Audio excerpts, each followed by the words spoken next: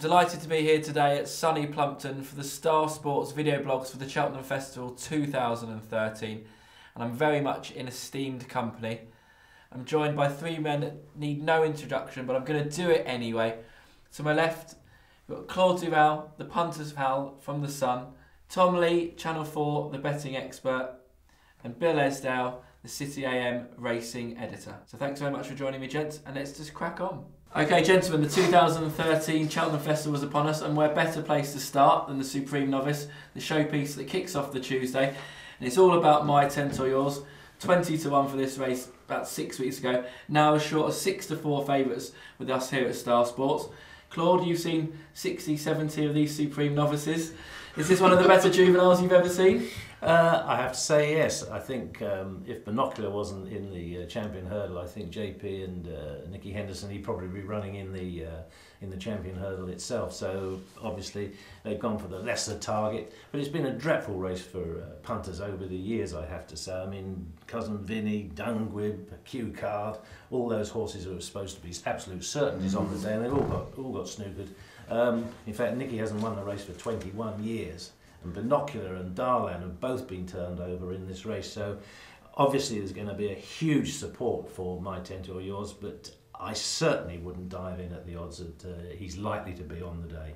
So what you're saying is we're due a short price favourite then, basically?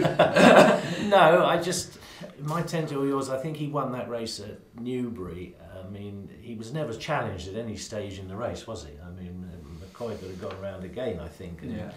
I just wonder what would happen if, when the gun's put to his head, turning round the corner. I think all the bookies I think I'd rather lay him than back him.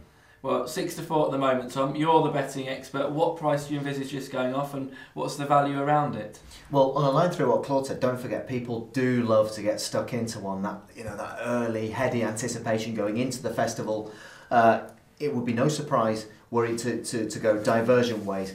You could easily envisage him being as short as evens. Equally, you could well see them taking him on. Such is the plethora of good horses in opposition. So we're actually on the day to be out to, say, for example, 9 to 4, 5 to 2. That wouldn't be the biggest surprise.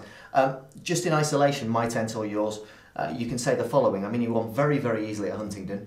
How he got turned over at 4 to 11 on heavy ground at Newbury at Christmas, in light of what he then did in February, is something bordering on miraculous. I mean, that's just amazing, isn't it? To go out and beat a 21 horse field with the ease he did in the Tote Gold Trophy, call it what you will nowadays, was absolutely staggering. And exactly as Claude said, he wouldn't look out of place in the Champion Hurdle. Okay. But don't forget that the alternatives in this race are many and varied. Some very, very good horses. This race, alongside the Neptune Novices Hurdle, potentially the race of the meeting. So we got a treat early on. The same owner has the prime Irish challenger, Jessup. 4 out of 4 over hurdles. Dismissed Warhead by 6 lengths at Christmas. That's serious form. He hasn't had a recent run, so perhaps for that reason he might drift. Looking at the remainder, well, Una 2 for Willie Mullins, 3 from 3 over hurdles. Has looked very good. Has only raced on heavy, so how the likely better ground at Cheltenham will suit him, that remains to be seen. Look at some of the others. Melodic Rendezvous look very good at Exeter. And then you look further down the list, and what I like, and I think this might well end up being price-wise on the day, because there's a lot to like about this horse's profile. Paul Nicholsfield's Dodging Bullet, a horse who was only 4th in the Triumph last year, but they thought he was a bit weak at the time, and his breathing was troubling him, so he had a wind up. He's come back this time, 2 wins at Cheltenham, particularly the second one where he beat River May, giving £7, and he beat him very easily as well. And if you think in the Christmas Hurdle against the older horses, he showed up very well to finish 3rd there. They've deliberately kept him fresh. So I know Star Sports, okay, right now it's 2 weeks away from the festival, but you guys are 10, 11, 12 to 1. We're 10 to 1 sure. Dodging Bullets at the moment. I think that's a big price. So Claude's a layer of my 10, you're with Dodging Bullets. Bill, sum it up for us, please. Sum it up. I mean, lots has been said about my 10 to yours. For me, I've learnt the hard way in the past that the Supreme is one between the last flight and the line, not travelling to the last. I worry about my 10 stamina. I'm not sure whether he will, as Claude indicated, will find that much off the bridle. For me, the forgotten horse in the race is Melodic Rendezvous. He's done nothing wrong. Won at Cheltenham before Christmas. He won the Tolworth at Sandown.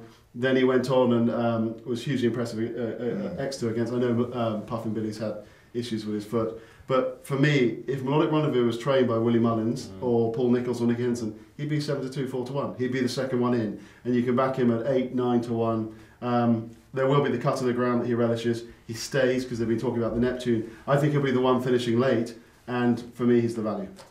Okay, so for me personally, I've been with my attempt at big prices. I can't desert him now, but as a firm Star Sports, we're looking to get him in the book along with the other favourites as early as possible. And I really think it needs laying this horse. Jet Ski looks gutsy at 4-1, and I think for a dirty little each way bet there, I can't see that being out the 3. Can I just say on the Jet Ski thing, if you look at last year's bumper, he looked a horse ill at ease at Cheltenham. And that's the one worry I have about Jet Ski is they ran at the home turn. He ran all over the place. And what about the lack of a recent run as well? Yeah, lack of a recent run. I mean, she did that. Jessica did that last year with Steps to Freedom, and didn't go and gave it that big break. I just worry about Jet Ski. I mean, when we're talking about what price the favourite will go off, I don't know whether JP will play on it, but if he plays on Jet Ski, you could see them flip-flopping. You know, it's a really strange conundrum. JP holds the key to the whole betting on the race. Well, it is the first leg of the Star Sports Super 8 competition, and my selection will be Jet Ski. Yours, Claude? I think Dodging Bullets is the one. I think he's good value. Nicholls has won 2 of the last 7 runnings of this race, and down at Ditchit, I know they think the world of him. Tom? Exactly as Claude said, they think the world of him, and very much at an each way price. I think he's difficult to keep out of the frame now that they've sorted out his breathing, and he's been deliberately kept back for the race. And finally, Bill? Melodic Rendezvous for me. Good stuff. So you can summarise, if Melodic Rendezvous wins early doors, Bill Esdaile will have gone to lunch. So we're 6-4, my 10 to yours, 4-1 Jet Ski. If you're on Una Toot fan, it's 8-1, and Dodging Bullets is 10-1.